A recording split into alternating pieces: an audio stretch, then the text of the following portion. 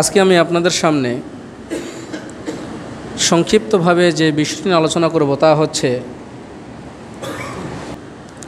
আল ফিরকাতুন নাজিয়া বা মুক্তিপ্রাপ্ত দল কারা। এখানে মুক্তিপ্রাপ্ত দল বলতে যারা জান্নাতি দল তাদের কথা বলা হয়েছে।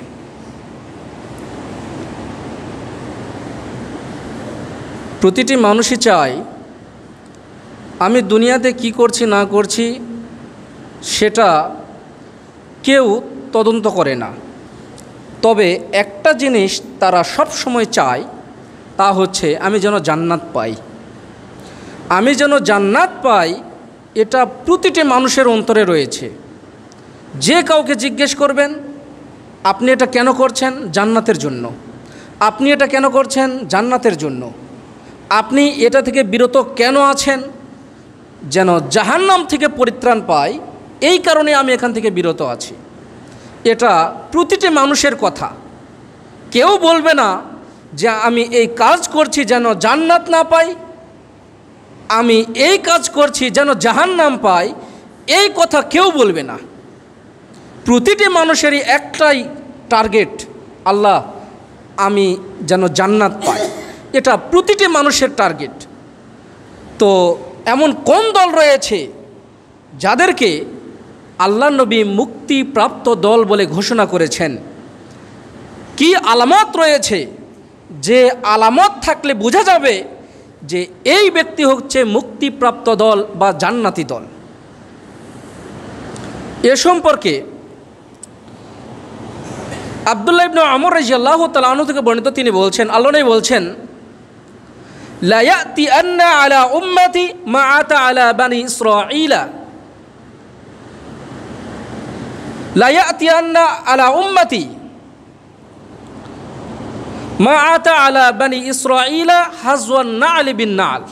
আল্লাহ নবী বলছেন, লা ইয়াতি আন্না আলা উম্মতি, আমার উম্মতের মধ্যে এমন একটি সম্প্রদায় রয়েছে, মা আতা আলা বানি ইসরাঈলা হাজওয়ান না'ল বিন না'ল, যেমন দুইটা জুতার ফিতা তারা পাশাপাশি থাকে,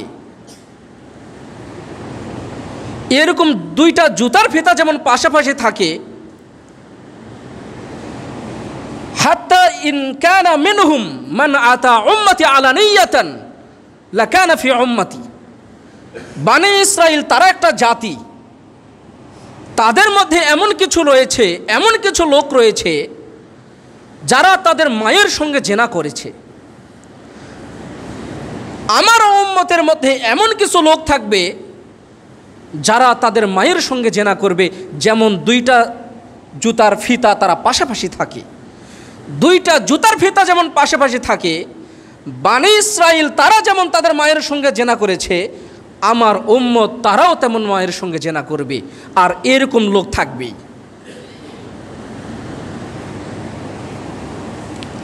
আল্লাহ নবী পরের অংশে বলেছেন, ইন্না বানি ইসরাঈলা তাফাররাকাত আলা সিনতাইনি ওয়া সাবঈনা মিল্লাহ। বানি ইসরাইল তারা ৭২টি দলে বিভক্ত হয়ে গিয়েছে। ওয়া তাফতারিকু উম্মতি আলা সালাসিন ওয়া সাবঈনা মিল্লাহ, আর আমার উম্মত হবে ৭৩ দলে বিভক্ত। কুল্লুহুম ফিন্নার, সবাই জাহান্নামে চলে যাবে, ইল্লা মিল্লাতা ওয়াহিদা, তবে একটা জাতি ব্যতীত, একটা সম্প্রদায় ব্যতীত, একটা দল ব্যতীত। তারা আল্লাহ নবীকে জিজ্ঞেস করা হলো, মান হিয়া ইয়া রাসূলুল্লাহ, কোন একটা দল যারা জান্নাতে যাবে, তারা কারা? আল্লাহ নবী বললেন, মা আনা আলাইহি ওয়া আসহাবি, আমি এবং আমার সাহাবীরা যেই পথের উপরে রয়েছি, যেই মতের উপরে রয়েছি, যেই বিধানের উপরে রয়েছি, সেই বিধানের উপরে যারাই থাকবে তারাই হবে জান্নাতি দল।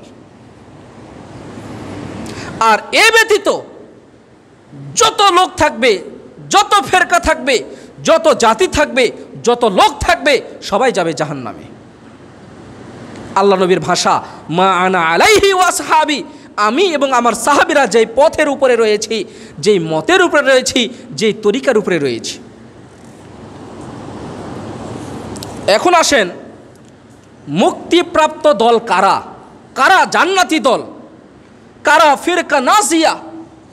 এরকম আল্লাহ নবী 3 শ্রেণীর মানুষকে বলেছেন। 1 নম্বর, মা আনা আলাইহি ওয়া আসহাবি, আমি এবং আমার সাহাবীরা যেই তরিকার উপরে রয়েছি, যেই মতের উপরে রয়েছি, যেই পথের উপরে রয়েছি। 2 নম্বরে আল্লাহ নবী বলেছেন ওয়াহিয়াল জামাআহ, তারা একটা দল, তারা একটা জামাত। জামাত মানে আবার এখানে জামাতি ইসলামী না, এখানে আবার ভুল বুঝবেন না। জামাত মানে তারা একটা বিশেষ একটা দল। তারা কারা? এ কথা বলতে গিয়ে ব্যাখ্যায় বলেছেন আল জামাআতুস সাহাবা, তারা হচ্ছে সাহাবীদের জামাত। সাহাবীরা যেই তরিকার উপরে রয়েছে, যেই পথের উপরে রয়েছে, যেই মতের উপরে রয়েছে, তারাই হবে মুক্তিপ্রাপ্ত দল, তারাই হবে ফিরকা নাজিয়া, তারাই হবে জান্নাতি দল। এর ব্যাখ্যায় করতে গিয়ে সালাফগণ বলেছেন আল মুওয়াফাকুনা লি জামাআতিস সাহাবা, তারা হবে সাহাবীরা যেই তরিকার উপর রয়েছে, যেই মতের উপরে রয়েছে, আমার উম্মতের কিছু বিশেষ লোক সেই পথ, সেই মত, সেই তরিকার উপরে থাকবে।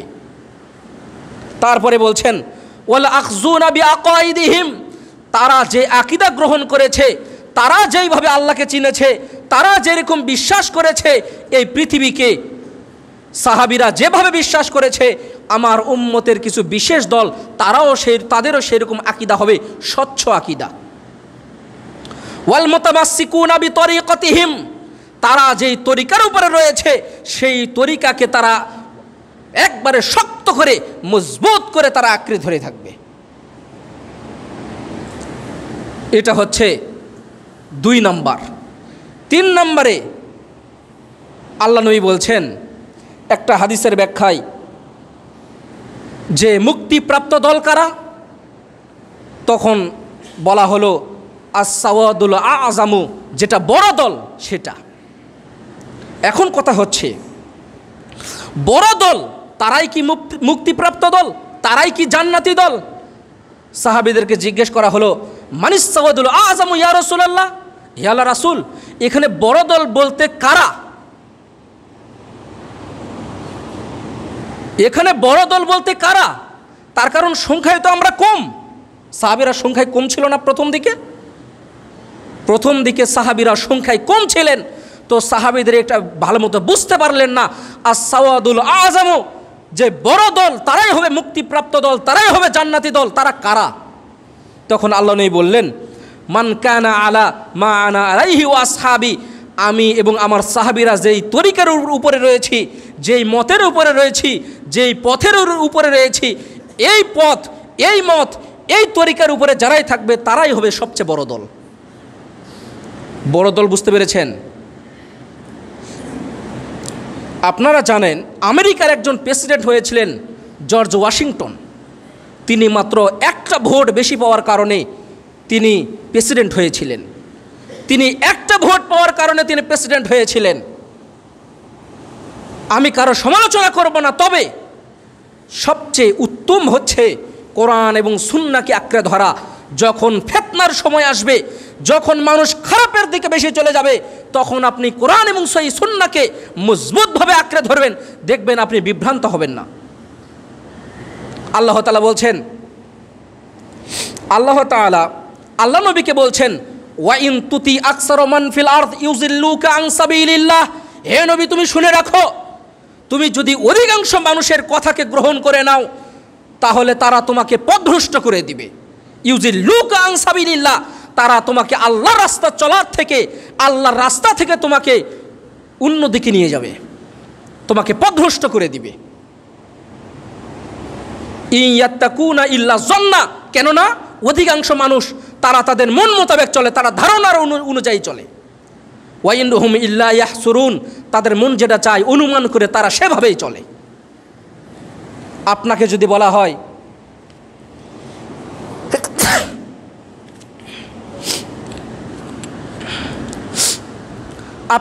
বলা হয় যে ভাই এই একজন লোক তিনি যেই কথাটি বলছেন সেটা হচ্ছে সত্য কথা বলছেন। তিনি কোরআন হাদিস আলেম, একজন ভালো মানুষ, কোরআন হাদিস জাননেওয়ালা মানুষ।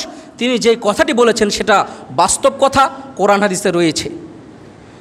তিনি একা একদিকে আর 10 জন মানুষ একদিকে হয়ে বলছে না তারটা ভুল, আমাদেরটা সঠিক। এখন যদি গণতন্ত্রপন্থী হয়, যদি ভোট হয়, তাহলে জিতে যাবে কোন দল? একজন বলছে যে যদি কেউ আমল করে তাহলে সে জাহান্নামে চলে যাবে, আর যদি কেউ গুনাহ করে তাহলে তারা চলে যাবে কোথায়? তারা জান্নাতে। এখন ভোট হচ্ছে, ভোটে চলে গিয়েছে যে যদি গুনাহ করে তাহলে জান্নাতে চলে যাবে। জিতে গেল কারা? অধিকাংশ মানুষ। বিষয়টি এরকম কখনোই নয়। যদি একজন মানুষ যদি হকের উপরে থাকে, মনে করবেন তিনিই হচ্ছেন বড় দলের উপরে রয়েছেন। বড় দল কারা? যারা আল্লাহ এবং তার রাসূলের বিধানের উপরে রয়েছেন, তারাই হলো সবচেয়ে বড় দল। তারাই হচ্ছে আল ফিরকাতুন নাজিয়া, তারাই হচ্ছে মুক্তিপ্রাপ্ত দল, তারাই হচ্ছে জান্নাতি দল। তাহলে বড় দল বুঝতে পেরেছেন যে বড় দল কারা? আশা করি বুঝতে পেরেছেন। এখন আসেন, আল্লামা ইবনু হাজব আন্দালুসি তিনি বলেছেন, আহলুস সুন্নাতিল্লাযীনা আকযুহুম নাযকুরুহুম আহলুল হক ওয়া মান আদাহুম ফা আহলুল বাতিল। আহলুস সুন্নাতিল্লাযীনা নাযকুরুহুম আহলুল হক ওয়া মান আদাহুম ফা আহলুল বাতিল। হকপন্থী তারাই যারা সত্যের উপরে রয়েছেন, ওয়া মান আদাহুম ফা আহলুল বাতিল, এবং যারাই এর বিরোধী চলবে তারাই হচ্ছে পথভ্রষ্ট দল। হকপন্থী তারাই যারা কোরআন এবং সহিহ হাদিসের উপরে থাকবে, ওয়া মান আদাহুম ফা আহলুল বাতিল। আহলুস সুন্নাহ ফা ইন্নাহুমুস সাহাবাতু রাদিয়াল্লাহু আনহুম। এখন হকপন্থী দল কারা? এখানে রয়েছে 5টা। 1 নাম্বার, আহলুস সুন্নাতিল্লাযীনা ফা ইন্নাহুমুস সাহাবাতু রাদিয়াল্লাহু আনহুম। 1 নাম্বার, যারা সাহাবী, তারা যে পথের উপরে রয়েছিলেন, তারা যেই মতের উপরে রয়েছেন, তারাই হচ্ছে হক দল। কারা? সাহাবীরা। তারপরে বলছেন,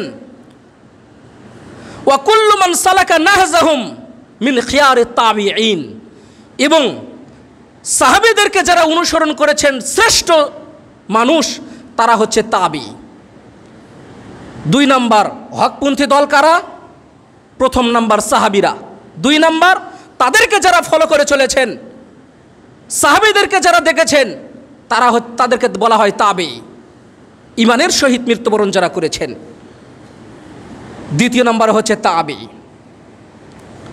4 নম্বরে তিনি বলছেন সুম্মা আহলুল হাদিস, তারা হচ্ছে আহলে হাদিসগণ। 3 নম্বরে কাকে বললেন? সুম্মা আহলুল হাদিস। 3 নম্বরে হকপন্থী দল, জান্নাতি দল, আল ফিরকাতুন নাজিয়া বা মুক্তিপ্রাপ্ত দল হচ্ছে যারা হচ্ছেন আহলে হাদিস। তারপরে বলছেন ওয়ামান তাবিআহুম মিনাল ফুকাহাই জাইলান ফাজাইলান ইলা ইয়াউমিনা হাযা, এবং তাদেরকে যারা অনুসরণ করে চলেছেন, ওয়ামান তাবিআহুম মিনাল ফুকাহাই, যারা ফকিহ, যারা কোরআন হাদিস সম্মত ফকিহ, ইলা ইয়াউমিনা হাযা, যুগের পর যুগ, সেই সময় থেকে আজ পর্যন্ত যারা তাদেরকে অনুসরণ করেছেন, আহলে হাদিসদেরকে, যারা কোরআন এবং সহিহ সুন্নাহ মোতাবেক গবেষণা করে, সেই মোতাবেক জীবন পরিচালনা করে, তাদেরকে বলা হয় আহলে হাদিস। এখানে আহলে হাদিস বলতে আপনারা কেউ ধোকায় পড়বেন না যে আমার পিতা ছিলেন আহলে হাদিস, তার মানে আমি আহলে হাদিস। আহলে হাদিসের সংজ্ঞা হচ্ছে ওটাই, পৃথিবীতে যেখানে যারা কোরআন এবং সহিহ হাদিসকে মেনে চলে তাদেরকেই বলা হয় আহলে হাদিস। সেটা যে কেউ হতে পারে। আমি যদি বলি আমি হানাফি, কিন্তু আমি যদি পরিপূর্ণভাবে 100-100 কোরআন এবং সহিহ সুন্নাহকে যদি মেনে চলি, আমি আহলে হাদিস, নাম হানাফি হয় না কেন? কিন্তু বাপদাদার আহলে হাদিস লেভেল দিয়ে জান্নাত পাওয়া যাবে না। জান্নাতি দল হতে গেলে সেই মোতাবেক জীবনকে পরিচালনা করতে হবে, তবেই নিজেকে প্রমাণ করিয়েন যে আমি আহলে হাদিস। এটা হলো 4 নাম্বার। 5 নম্বরে বললেন ওয়া মান ইক্তাদা বিহিম মিনাল ইয়াউমি ফি শারকিল আরজি অগরবিহা, পূর্ব এবং পশ্চিম থেকে নিয়ে যত মানুষ রয়েছেন এই 4 শ্রেণীর মানুষকে যারা অনুসরণ করেন তারা হচ্ছেন সাধারণ জনগণ, তারাও মুক্তিপ্রাপ্ত দল। যেমন আপনি সাধারণ মানুষ, আপনি কোরআন হাদিস তেমন জানেন না, আপনি কি সাহাবি? আমি সাহাবি নই। 2 নম্বর, আপনি কি তাবি? আপনি তাবিই নন। আপনি কি আহলে হাদিস? আহলে হাদিস বলতে যারা কোরআন হাদিস বোঝে, সেই মোতাবেক আমল করে এবং যারা সেই তরিকার উপরে থাকে তারা আহলে হাদিস। কিন্তু আপনি কি পরিপূর্ণভাবে সেভাবে চলেন? আপনি কিন্তু কোনো না কোনো দিক দিয়ে আপনার দুর্বলতা রয়েছে, হয় এই দিক না হলে সেই দিক। চতুর্থ নম্বরে যেটা বললেন সেটা হলো যারা ওই সমস্ত ফকি মানে আহলুর রায়, যারা নিজের মন মোতাবেক জীবন পরিচালনা করে, মন যেটা চায় সেটাই করে। অমুক আলেম বলেছেন সেটাই ফাইনাল, অমুক আলেম বলেছেন ওটাই ফাইনাল, এরকম নয়। তার মানে কোরআন হাদিসে থাকতে হবে এরকম আহলুর রায়, এরকম ফকি। আর 4 নম্বরে সাধারণ জনগণ, যারা আমরা তেমন কিছু বুঝি না, তারা যেভাবে কোরআন হাদিস মোতাবেক দলিল দিবে সেই মোতাবেক জীবন পরিচালনা করা, তারাই হলো মুক্তিপ্রাপ্ত দল। আমরা জানি না বড় পীর বলে খ্যাত কি আব্দুল কাদের জিলানী, তিনি ছিলেন একজন হকপন্থী আলেম, কিন্তু তাকে যারা অনুসরণ করেছে, তাকে যারা পীর বানিয়েছে, তারাই তাকে বিভ্রান্ত বলে মানুষকে ছড়িয়েছে। আব্দুল কাদের জিলানী রাহিমাহুল্লাহ আজ থেকে নিয়ে প্রায় 900 বছর আগে তিনি বলেছেন, আম্মাল ফিরকাতুন নাজিয়াতু ফাহিয়া আহলুস সুন্নাতি ওয়াল জামাআহ লা ইসমা লাহুম ইল্লা ইসমুন ওয়াহিদুন ওয়া হিয়া আসহাবুল হাদিস। আব্দুল কাদের জিলানী তিনি বলছেন, আম্মাল ফিরকাতুন নাজিয়া, মুক্তিপ্রাপ্ত দল হচ্ছে তারাই, আমি তাদেরকে চিনি না একটা নাম ব্যতীত, সেই নাম হচ্ছে যারা আহলে হাদিস। তার মানে আব্দুল কাদের জিলানী রাহিমাহুল্লাহ তিনি বলেছেন যে মুক্তিপ্রাপ্ত দল তারাই, জান্নাতি দল তারাই, আল্লাহর জান্নাত পাবে তারাই যারা আসহাবুল হাদিস। আসহাব অর্থাৎ সঙ্গী, অর্থাৎ ওয়ালা, যে যারা কোরআন এবং সহিহ সুন্নাহ মোতাবেক নিজের জীবনকে পরিচালনা করে তাদেরকে বলা হয় আসহাবুল হাদিস, তারাই হচ্ছেন আহলে হাদিস। মুক্তিপ্রাপ্ত দল হবে তারাই। পৃথিবীতে প্রথম যে হাদিসটা আমি উল্লেখ করেছিলাম যে বানি ইসরাইল 72 দলে বিভক্ত হয়েছিল, আল্লাহ নবী বলছেন আমার উম্মত হবে 73 দলে বিভক্ত, তবে জান্নাত পাবে ওই দল, মুক্তিপ্রাপ্ত দল হবে ওই দল। আমি এবং আমার সাহাবীরা যেই পথের উপরে রয়েছি, যেই মতের উপরে রয়েছি, আমার সাধারণ মানুষ যারা আমার উম্মত, তারা যদি সেই পথ এবং সেই মতের উপরে থাকে তাহলে তারাই হবে জান্নাতি দল, তারাই হবে মুক্তিপ্রাপ্ত দল, তারাই হবে জান্নাতি দল। কথা কি বুঝতে পেরেছেন যে মুক্তিপ্রাপ্ত দল কারা, জান্নাতি দল কারা? যারা পবিত্র কোরআন এবং সহিহ হাদিসকে সার্বিক জীবনে নিজের জীবনে বাস্তবায়ন করবে তারাই হচ্ছে আহলে হাদিস। পৃথিবীর ইতিহাসে এক শ্রেণীর মানুষ যারা কখনোই কারো কাছে আপোষ করেনি, তারা হচ্ছে আহলে হাদিস। আপনি খোঁজ নিয়ে দেখেন, যারা সাধারণ মানুষ তারা তো ওই একটা কথা আছে না, এখানে একটা আপনাদেরকে উদাহরণ দিই। আমরা সকলেই চাই যে আমি যেন একটা ভালো ঔষধ কিনি, আমি যেন একটা ভালো খাবার কিনি, আমি যেন একটা ভালো পোশাক কিনি। সবাই তদন্ত করে কিনি না? সবাই তদন্ত করে কিনি কি কিনি না? আপনি একটা ঔষধ কিনতে যাবেন, ভালো ঔষধ কেনার চেষ্টা করেন। আপনি কি বলেন যে ভাই এমন একটা ঔষধ দেন যে ঔষধ খেলে আমি মারা যাব, এরকমটা বলেন? এরকমটা কখনোই বলেন না। কিন্তু আমরা একটা জায়গায় গিয়ে আপোষ করি, সেটা কি? সারা জীবন 5 বছর আমাদের দায়িত্বভার গ্রহণ করবে, এই দায়িত্বভার গ্রহণ করার জন্য আমরা একটা ভালো মানুষকে আমরা নির্বাচন করতে পারি না। 500 টাকা দিলে আপনি পোল্টি মেরে দেন। বুঝতে পারেননি কথা? আপনারা দুনিয়াবী ক্ষেত্রে যেরকম একটা ভালো মানুষকে চয়ন করার চেষ্টা করবেন, অনুরূপ নিজের জীবন জান্নাতের দিকে কিভাবে নিয়ে যাবেন, আপনি নিজের জীবনে সেইভাবে কোরআন এবং সহিহ সুন্নাহকে বাস্তবায়ন করবেন। ঔষধ কেনার মতো, একটা বীজ কেনার মতো, একটা ভালো বীজ যদি আপনার না হয় তাহলে একটা ভালো প্রতিনিধি আপনি পাবেন না। যে কেউ আপনার প্রতিনিধি হতে পারে, এখানে আমার কোনো যায় আসে না। তবে আমিও চাই, আপনিও চান। আপনি কি চান একজন খারাপ প্রতিনিধি আমার হোক, খারাপ একজন শাসক আমার হোক? আপনি কি চান? কেউ চাই না। তবে পল্টি মারেন কেন? যে একটা সমাজ, একটা খারাপ শ্রেণীর মানুষকে আপনারা প্রশ্রয় দেন কেন? প্রতিটি ক্ষেত্রে আপনারা এই জিনিসগুলো লক্ষ্য রাখবেন। আমি আজ পর্যন্ত কেউ প্রমাণ করতে পারবে না আমি অমুক দলের সঙ্গে আমার যোগসাজশ আছে, এটা কেউ বলতে পারবে না। তার কারণ আমিও যেমন চাই, আপনিও তেমন চান যে একটা ভালো মানুষ আমাদের প্রতিনিধি হোক। এরকম যেমন আপনি চান, অনুরূপ জান্নাতে যাওয়ার জন্য আপনি নিজেকে প্রস্তুত করুন ওইভাবে যেভাবে আপনি আপনার জীবনকে জান্নাতের দিকে নিয়ে যেতে পারবেন। সারা জীবন আপনি ভুল পথের উপরে থাকলেন, মৃত্যুর আগে এসে আপনি বুঝতে পারেন। ওই বোঝাটা এখন থেকেই বোঝার চেষ্টা করেন যে কিভাবে আপনি আপনার জীবনকে পরিবর্তন করবেন।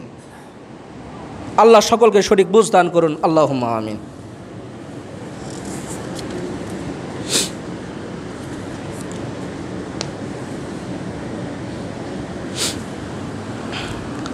আলহামদুলিল্লাহ ওয়াহদাহু ওয়াসসালাতু ওয়াসসালামু আলা মান লা নাবিয়্যা বা'দা, আম্মা বা'দ। মুক্তিপ্রাপ্ত দল কারা, জান্নাতি দল কারা, তাদের কিছু আলামত আছে। প্রতিটি জিনিসের একটা আলামত আছে। আলামত আছে না? এই জিনিসটা ভালো না মন্দ তার বোঝার কিছু জিনিস আছে না, পদ্ধতি আছে না? তো জান্নাতি দল কারা, তাদেরও সেই রকম, তাদেরও চেনার কিছু পদ্ধতি আছে। এক নাম্বার, আব্দুল্লাহ ইবনে মাসউদ রাদিয়াল্লাহু তাআলা আনহু থেকে বর্ণিত, তিনি বলছেন, আল্লাহ নবী বলছেন, বাদা আল ইসলামু গরিবান ওয়া সায়াউদু কামা বাদা। ইসলাম যখন সূচনা হয়েছে তখন অল্প কিছু মানুষ দ্বারা সূচনা হয়েছে। ওয়া সায়াউদু কামা বাদা, যখন কিয়ামত হবে আবার অল্প কিছু মানুষের ভিতরে ঈমান থাকবে, সবাই বেঈমান হয়ে যাবে। ফাতুবা লিল গুরাবা, তাদের জন্য সুসংবাদ, যারা এই অল্প কয়েকজন মানুষ, তারাই হবে জান্নাতি মানুষ। তারা কারা? অমানিল গুরাবা, সাহাবেগুন জিজ্ঞেস করলেন, আল্লাহ নবী, এই যে যারা জান্নাতি দল, যারা মুক্তিপ্রাপ্ত দল, যারা হক দল, যারা হক মানুষ, তারা কারা? আল্লাহ নবী বলছেন, আল্লাযীনা ইউসলিহুনা মা আফসাদান নাফস।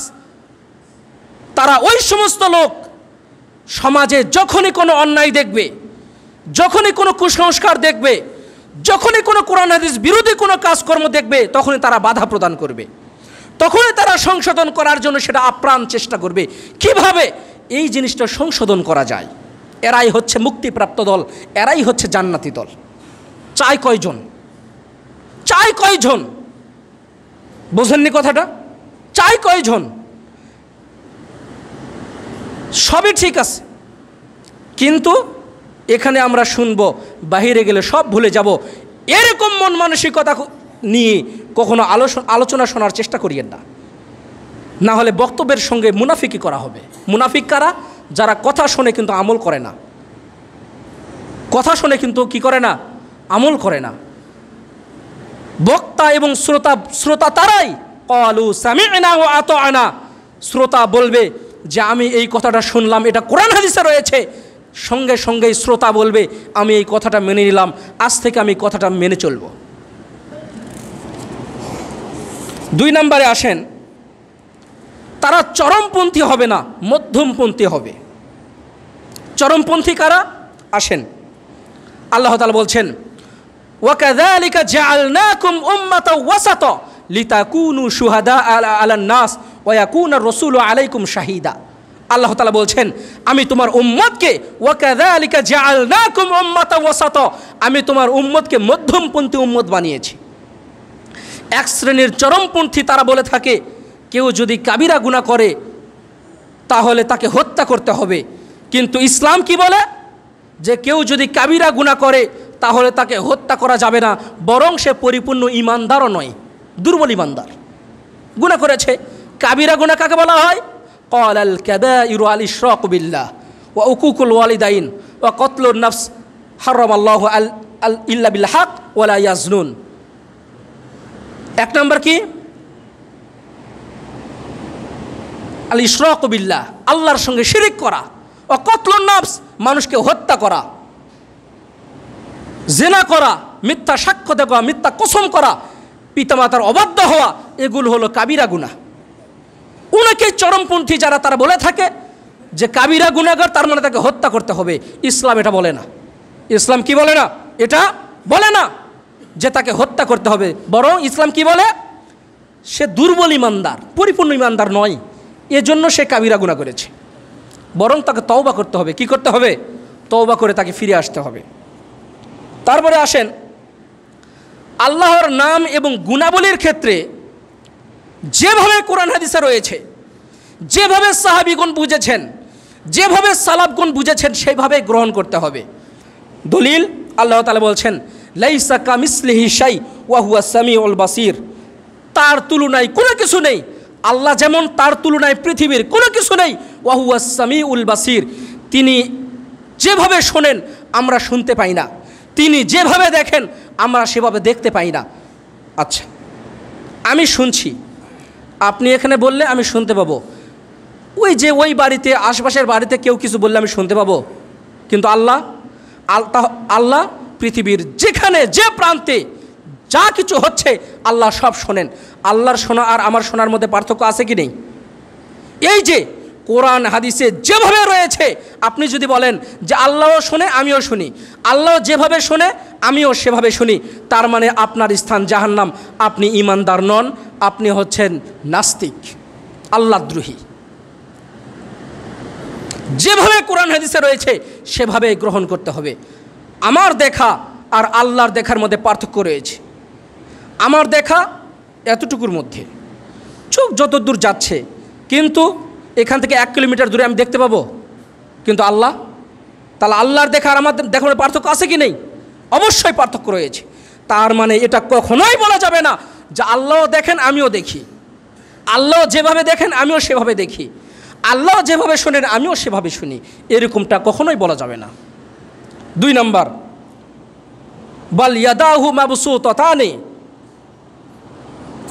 যে তার 2 হাত প্রসারিত, আপনি যখনই যা চাইবেন আল্লাহ আপনাকে 2 হাত দিয়ে ঢেলে দিয়ে দিবেন। আমি দিতে পারবো? আমার কাছে নেই, আমি দিতে পারবো, কিন্তু আল্লাহ আপনি চাইলেই দিবেন, এটা আল্লাহর ওয়াদা, আপনি চাইলেই দিয়ে দিবেন। তারপরে বলছেন খলাকতু বিয়াদাইয়া, আল্লাহ তাআলা আদম আলাইহিস সালামকে যখন সৃষ্টি করলেন তখন আল্লাহ তাআলা বললেন আমি তাকে নিজ হাতে সৃষ্টি করেছি। আচ্ছা, এখন যদি কেউ বলে যে আমার হাতও যেরকম আল্লাহর হাতও সেরকম, আল্লাহর হাত আছে আমারও হাত আছে, আল্লাহরও যেরকম হাত আমারও সেরকম হাত, আপনার আকীদা নষ্ট, আপনার স্থান জাহান্নাম। তাহলে কি বলতে হবে? আল্লাহর হাত আছে কেমন আমি জানি না, আল্লাহ শোনেন কিভাবে আমি জানি না, আল্লাহ দেখেন কীরকম আমি জানি না। বুঝতে পেরেছেন? বুঝতে পেরেছেন কথাটা? এই আকীদা যাদের থাকবে তারা হচ্ছে জান্নাতি লোক, তারা হচ্ছে আল ফিরকাতুন নাজিয়া বা মুক্তিপ্রাপ্ত দল।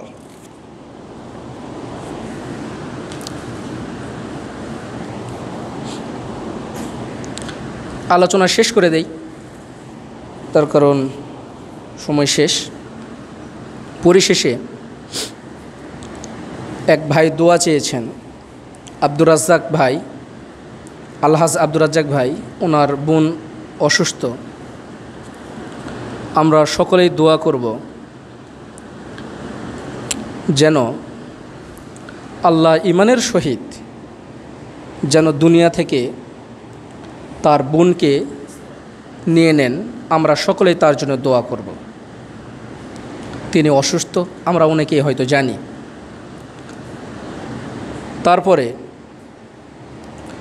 আরও আমরা দোয়া করব, অনেকে যারা দোয়া চেয়েছেন আমরা সকলের জন্যই দোয়া করব। যারা যে নিয়তে দোয়া চেয়েছেন, আপনাদেরও যে নিয়ত রয়েছে ভিতরে, আল্লাহ তুমি সকলের নিয়তকে কবুল করে নাও। সকলকেই আল্লাহ তুমি ইমানের সহিত দুনিয়া থেকে উঠিয়ে নাও। আল্লাহ আমাদের যদি ভুলভ্রান্তি থাকে তাহলে তুমি আমাদেরকে ক্ষমা করে দাও। যে কোনো বালা মুসিবতে যেন আমরা ধৈর্য ধারণ করতে পারি সেই তৌফিক দান করো। যারা কবরের শায়িত রয়েছে আল্লাহ, শুয়ে রয়েছে আল্লাহ, তুমি তাদের কবরের আযাবকে মাফ করে দাও। অনেকে জেনে না জেনে অনেক ভুল কাজ করি আমরা আল্লাহ। আল্লাহ তুমি আমাদের অজানা গুনাহগুলোকে তুমি মাফ করে দাও। আমরা জেনে শুনেও যে গুনাহগুলো করি আল্লাহ, তুমি সেগুলোকে মাফ করে দাও। আমরা তোমার কাছে তওবা করছি আল্লাহ। আমরা যেন শিরক থেকে বিরত থাকতে পারি সেই তৌফিক দান করো। বিদআত থেকে যেন বিরত থাকতে পারি সেই তৌফিক দান করো। পরিপূর্ণভাবে ইসলাম যেন আমরা পালন করতে পারি সেই তৌফিক দান করো। আয় আল্লাহ, আমাদের পাড়া প্রতিবেশী আত্মীয় স্বজন অনেকেই অসুস্থ, বিভিন্ন সমস্যায় রয়েছে আল্লাহ, তুমি তাদের সমস্যাগুলোকে দূর করে দাও আল্লাহ। যাদের পিতামাতা রয়েছে তাদের পিতামাতার খেদমত করার তৌফিক দান করো। যাদের যেরকম সামর্থ্য রয়েছে সেই সামর্থ্য অনুযায়ী পিতামাতার খেদমত করার তৌফিক দান করো আল্লাহ। তুমি আমাদেরকে জান্নাতে হিসেবে কবুল করে নাও আল্লাহ। আমরা যেন কবরে যেন প্রশ্নের উত্তর সঠিকভাবে দিতে পারি সেই তৌফিক দান করো আল্লাহ। তুমি আমাদেরকে আমাদের রুজিতে যে বরকত দান করো আল্লাহ। তুমি আমাদের হালাল ভক্ষণ করার তৌফিক দান করো আল্লাহ। আমরা যেন হারাম থেকে বিরত থাকতে পারি সেই তৌফিক দান করো। এই বলে আজকের সংক্ষিপ্ত আলোচনা এখানে শেষ করছি। আল্লাহুম্মা সাল্লি আলা মুহাম্মদ ওয়া আলা আলি মুহাম্মদ কামা সাল্লাইতা আলা ইব্রাহিম ওয়া আলা আলি ইব্রাহিম ইন্নাকা হামিদুম মাজিদ। আল্লাহুম্মা আনসুরিল মুসলিমিনা ফি কুল্লি মাকান। আল্লাহুম্মা আইজিল ইসলাম ওয়াল মুসলিমিন। রব্বানা আতিনা ফিদ দুনিয়া হাসানাহ ওয়া ফিল আখিরাতি হাসানাহ ওয়া কিনা আযাবান নার। রব্বানা যালামনা আনফুসানা ওয়া ইল্লাম তাগফির লানা ওয়া তারহামনা লানাকুনান্না মিনাল খাসিরিন। সুবহানাকা আল্লাহুম্মা বিহামদিক আশহাদু আল্লা ইলাহা ইল্লা আনতা আস্তাগফিরুকা ওয়া আতুবু ইলাইক। আসসালামু আলাইকুম ওয়া রাহমাতুল্লাহি ওয়া বারাকাতুহু।